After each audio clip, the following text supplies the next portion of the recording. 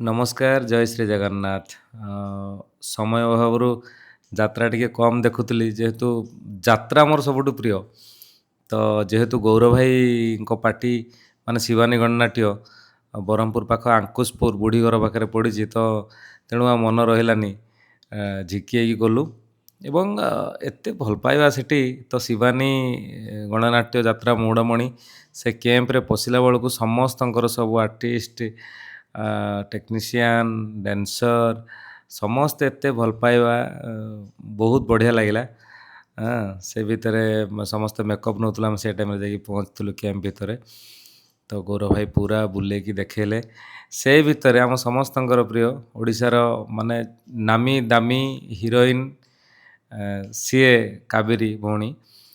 ସାଙ୍ଗେ ସାଙ୍ଗେ ତାଙ୍କ ଝିଅ ବହୁତ ସାରା ଗିଫ୍ଟ ନେଇକି ଆସିଥିଲେ ମାଙ୍କେ ପାଇଁ, ଏବଂ ମାଙ୍କେକୁ ଦେଖିବା ପାଇଁ ଗୋଟେ ଦିନ ଆଗରୁ ବି ଫୋନ୍ କରିଥିଲେ ଯେ ଭାଇ ନିହାତି ମାଙ୍କେକୁ ନେଇକି ଆସିବେ। ତ ବହୁତ ଖୁସି ଲାଗିଲା କାବେରୀ ଭଉଣୀଙ୍କ ସାଙ୍ଗରେ ମିଶିକି, ଆମ ବାଲେଶ୍ୱରର କାବେରୀ ଭଉଣୀ।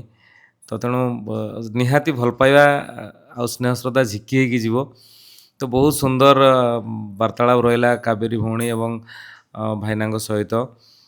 ଝିଅ ମାଙ୍କେ ଏତେ ମିଶିଗଲେ, ତାଙ୍କ ଭିତରେ କଥାବାର୍ତ୍ତା ଆଦାନ ପ୍ରଦାନ ଚାଲିଲା ଭିତରେ ନାଟକ ଆରମ୍ଭ ହେଲା। ଏବଂ ନାଟକ ଦେଖନ୍ତୁ କି ଭୟଙ୍କର ଡ୍ୟାନ୍ସ, ତା ଭିତରେ ସରିଲା ପରେ ଗୌରା ଭାଇଙ୍କର ଏଣ୍ଟ୍ରି। ଗୌରା ଭାଇଙ୍କର ଏଣ୍ଟ୍ରି ମାନେ ସବୁ ଦର୍ଶକ ସ୍ତବ୍ଧ। ତାପରେ ଟପ୍ ହିରୋଇନ୍ କାବେରୀଙ୍କର ଏଣ୍ଟ୍ରି, ତାପରେ ନିଶିକାନ୍ତ ଭାଇଙ୍କର ଯେଉଁ ଜବରଦସ୍ତ କାମ ଏ ନାଟକରେ ହେଇଛି, ମାନେ ଦେଖିଲା ଭଳିଆ କାମଟେ ହେଇଛି। ସବୁ ଦର୍ଶକ ମନମୁଗ୍ଧ ହେଇକି ରହିଲେ ଏବଂ ଲାଷ୍ଟ ପର୍ଯ୍ୟନ୍ତ ପୁରା ହାଉସଫୁଲ୍ ଅଡ଼ିଏନ୍ସ ହେଇଥିଲେ। ଆଜିର ନାଟକ ହା କୃଷ୍ଣ ବୋଲି ଯାଉ ଯିବ, ଯେଉଁମାନେ ଭିଡ଼ିଓ ଦେଖୁଛନ୍ତି ନିଶ୍ଚିତ ଆସନ୍ତୁ। ଆମେ ମଧ୍ୟ ଆଜି ଯିବୁ ନାଟକ ଦେଖିବାକୁ, କାହିଁକିନା ଗୋଟେ ରାତି ଦେଖିକି ମନ ପୁରିଲାନି। ଏତେ ଅଭିଜ୍ଞ କଳାକାର ଏବଂ ନିଚ୍ଛକ ଅଭିନୟ ମଞ୍ଚ ଉପରେ, ମନ କିଣି ନେଉଛି ସମସ୍ତଙ୍କର। ତ ତେଣୁ ଆଜି ଆମେ ସମସ୍ତେ ଯିବୁ, ଆପଣମାନେ ଆସନ୍ତୁ। ସୁନ୍ଦର ନାଟକ ହା କୃଷ୍ଣ ବୋଲି ଯାଉ ଯିବ, ଚାଞ୍ଚଲ୍ୟକର ନାଟକ।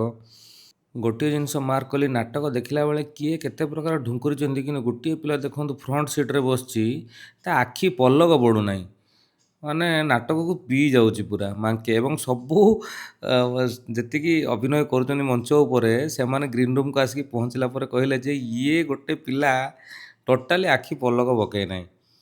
ତ ନାଟକକୁ ଭଲ ପାଉଛି ନିଶ୍ଚିତ ମାଙ୍କେ, ଜଣା ପଡ଼ିଗଲା। ନିଶିକାନ୍ତ ଭାଇଙ୍କର ଅଭିନୟ ମନକୁ ଛୁଇଁ ଯାଇଥିଲା।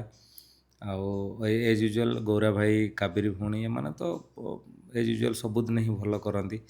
ନିଶ୍ଚିତ ଦର୍ଶକମାନଙ୍କୁ ମନ କିଣିବା। ଆଉ ଗଞ୍ଜାମ ଜିଲ୍ଲାରେ ହେଉଛି ମାନେ ନିଶ୍ଚିତ କଳାର ସହର, କଳାର ମାଟି, ଏଠି କଳାକାରଙ୍କୁ ବହୁତ ଭଲ ପାଇବା ମିଳେ। ଜୟ ଜଗନ୍ନାଥ।